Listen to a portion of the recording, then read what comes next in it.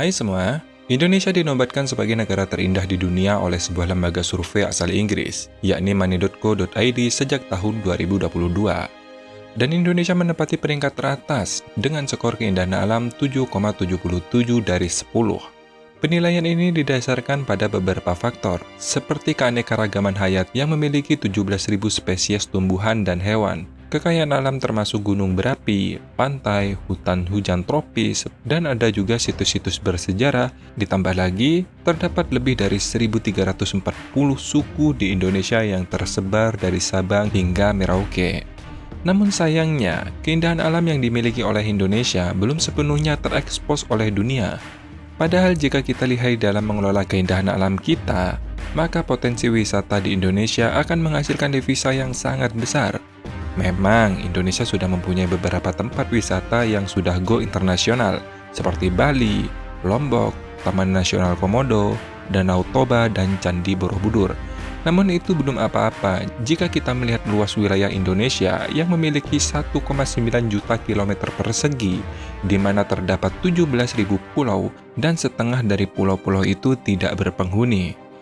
Dilengkapi dengan garis pantai sepanjang lebih dari 90 km dan 429 gunung baik aktif maupun tidak aktif yang memiliki panorama yang sangat indah. Dan diperkirakan ada lebih 10.000 air terjun serta diperkirakan ada lebih dari 2.000 candi dan situs purbakala yang tersebar di seluruh Indonesia. Dengan melihat data ini, saya yakin tidak semua penonton tahu tentang informasi ini dan sekali lagi menunjukkan bahwa potensi wisata di Indonesia itu sangat jauh dari kata maksimal. Maka dari itu perlu ada terobosan baru untuk menggenjot sektor pariwisata di Indonesia. Nah, untuk itu, Presiden Joko Widodo bakal membuat sebuah lembaga baru nih pada tahun 2024 mendatang yang nantinya khusus untuk menangani pariwisata ini. Menurut keterangan dari Kemenparaf, Bapak Sandiaga Uno, lembaga tersebut bernama ITF atau Indonesia Tourism Fund. Lebih gampangnya ya seperti dana pariwisata Indonesia lah, seperti itu kalau bahasa Indonesianya. Nanti dana tersebut akan dikelola oleh LPDP atau Lembaga Pengelola Dana Pendidikan untuk kegiatan peningkatan pariwisata. Diadakan lembaga baru ini bro, bukan tanpa alasan sebenarnya. Berdasarkan dari Badan Pusat Statistik atau BPS, dalam kunjungan wisatawan mancanegara ke beberapa negara di Asia Tenggara, sepanjang tahun 2022, jumlah pengunjung mancanegara ke Indonesia di ASEAN masih di posisi keempat dan masih dipimpin oleh Thailand sebesar 11 juta pengunjung, kemudian Malaysia 10,7 juta pengunjung, Singapura 6,3 juta pengunjung, sedangkan Indonesia hanya 5,4 juta pengunjung. Bisa bayangkan tuh, negara sebesar Indonesia, pengunjung mancanegara masih kalah dari Singapura. Hal ini tentu membuat Thailand mendapatkan keuntungan besar bro.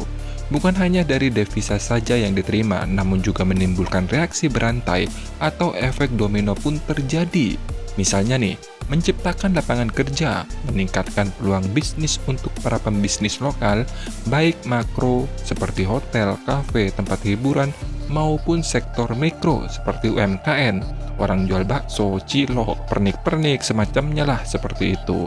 Nah, dari data yang admin kumpulkan, pendapatan Thailand dari sektor pariwisata tahun 2022 nyaris tembus 16 miliar US dollar atau sekitar 249,47 triliun rupiah.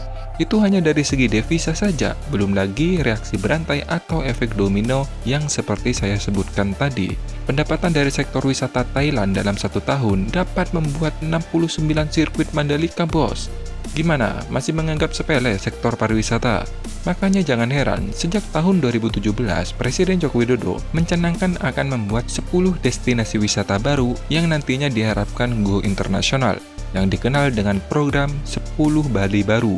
Dan kita harus bersyukur, 10 destinasi wisata baru ini sedang dalam pengembangan, tinggal fasilitas penunjang saja, seperti pembangunan jalan tol sebagai akses untuk ke tempat lokasi.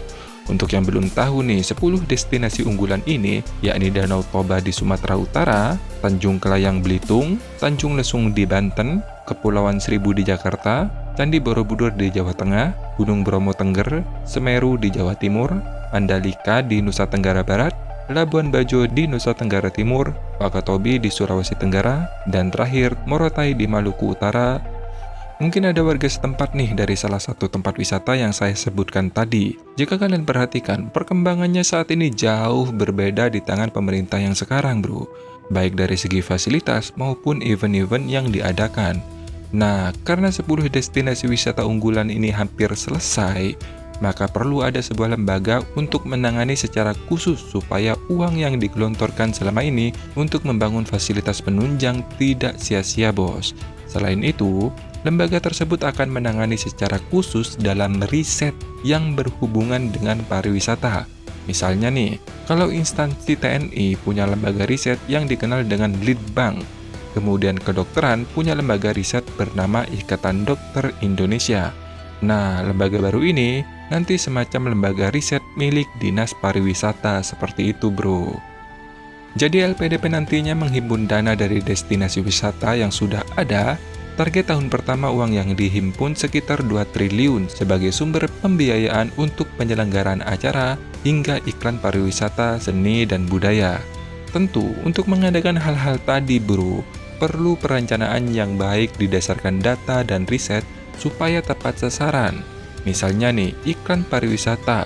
Iklan ini bukan hanya tampil di Indonesia, tapi juga di luar negeri. Contohnya yang pernah dilakukan kemarin, seperti Wonderful Indonesia, yang diiklankan di beberapa negara seperti di Cina, Malaysia, Australia, Jepang, Korea Selatan, Singapura, dan Timur Tengah. Kemudian ada juga kegiatan seni yang juga diadakan di luar negeri, misalnya di Wuhan, China. Hal-hal seperti inilah yang membutuhkan riset apa-apa saja yang bisa menarik pengunjung mancanegara ke Indonesia supaya uang yang dikeluarkan untuk event tersebut tidak sia-sia, bro, atau tepat sasaran. Intinya, dana yang dikelola oleh LPDP ini fokus pada 3 hal, yakni penyelenggaraan event, promosi pariwisata, dan nation branding atau peningkatan citra Indonesia di mata dunia. Dan mulai tahun depan, program ini akan berjalan. Bahkan saking percaya dirinya Kementerian Pariwisata, Bapak Sandiaga Uno sangat optimis karena berkaca pada tahun ini saja, 2023, yang telah merevisi target devisa yang sebelumnya 7 miliar US dollar atau sekitar 109,6 triliun rupiah, kemudian direvisi menjadi 9,99 miliar US dollar atau sekitar 154,4 triliun rupiah. Nah, sekali lagi ini menunjukkan bahwa potensi pariwisata di Indonesia itu sangat besar, sekaligus menunjukkan devisa pariwisata dan sumber pemasukan sektor pariwisata itu sangat tinggi. Mengingat sektor pariwisata di Indonesia hanya menyumbang kontribusi sebesar 2,4% terhadap PDB Indonesia saat ini.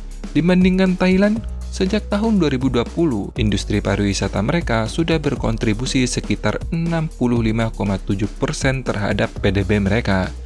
Dan sebagai informasi tambahan nih, dari beberapa data yang admin kumpulkan, di tahun 2022, rata-rata pengunjung mancanegara mengeluarkan sebesar 1.500 US dollar atau sekitar 22,5 juta per wisatawan yang mengunjungi Indonesia, bro.